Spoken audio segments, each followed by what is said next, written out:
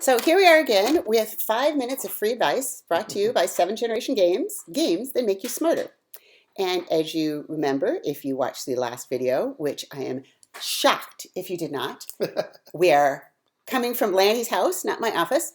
And Lanny also runs a business and has for many years, as I have. And so today, as a public service, we decided to talk about how not to get your sorry ass fired, right? Yes. So I will give you my first thing, and I'm sure you have lots of experience on this. So if I say to you, make a backup of everything, put a backup of everything in Dropbox or Google Drive or whatever it is we use, and then you do not make a backup of everything, because there were not very long technical words in there, right? Right. Then you are lining up to get your sorry ass fired. Correct. And I can give an example. Often people don't do it because they figure they're smarter than their boss. And I worked for a client years ago, and he wanted me to design a software product for him. And his idea was frankly terrible. It was terrible. Believe me, if you saw it, it was terrible. And so I tried not doing it the way he said because his idea was terrible. And finally he said to me one day, Anne Maria, I'm paying you. Why don't you do this the way I want you to? And I thought, he's absolutely right. I think it's terrible, but maybe he's happy with his terrible thing. And so I did not get fired. I turned in his thing, as terrible as it is. I'm not telling you because you might go look at it and think, God, Anne Marie's an idiot and her work sucks. But I got paid and he was happy and it was all good and I did not get fired. So. Well, the biggest thing I see is where people get a little bit overwhelmed, and as you said, they don't always follow instructions.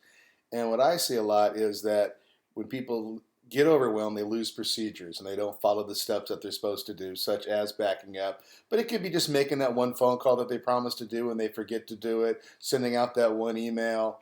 And the issue they come up with all the time is, well, I ran out of time. It's always I ran out of time.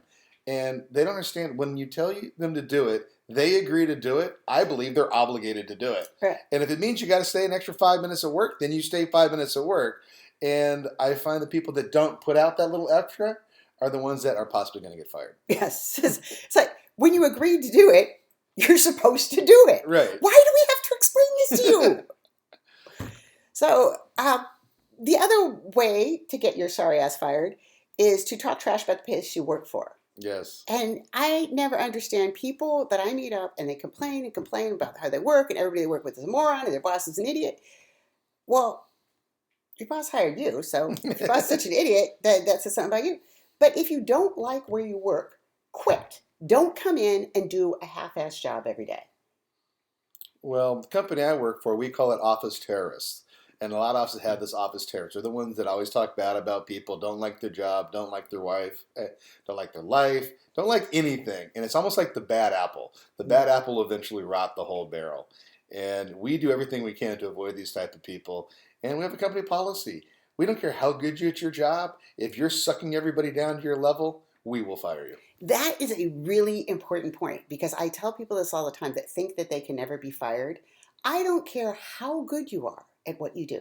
You could be the best person in the entire world. There's a point beyond which it's not worth the pain in the ass putting up with you. Even if you are the best person in the world at your job, which you're probably not, just statistically Right. speaking, the odds are not good. And even if you are, they can get the second best person in the world who doesn't make everybody on the job want to quit. I worked once with a young person, very, very smart. And I was on a conference call, and after we hung up, every other person on the call called me back and threatened to quit if they had to work with this guy. And we sat him down and said, look, you're a really smart guy, but you're not worth everybody on this team quitting. So you either need to improve your attitude or leave. And people sometimes think that being really good at something guarantees their job, and it doesn't. Yeah, I had a situation when I was younger where I was on a commission job, and I basically made double the amount of money for my employer on my commissions that everybody else did. And I thought I was very competent and everything was all going fine. And one day the boss walked in, he calls me and he goes, yes, you are my best, you make me the most money, but don't think I can't replace you. Maybe I can't replace you with one person, but I can with two. And you make so much money, it's not that much more if I hired two other people. And I never thought of that, that I could be replaced by two lesser people and they could get more productivity probably than me by myself. So that was a lesson for me I learned when I was young. So keep that in mind. There's always an alternative to putting up with you. Want to be even smarter? Check out 7 Generation Games. www.7generationgames.com. That's the number 7.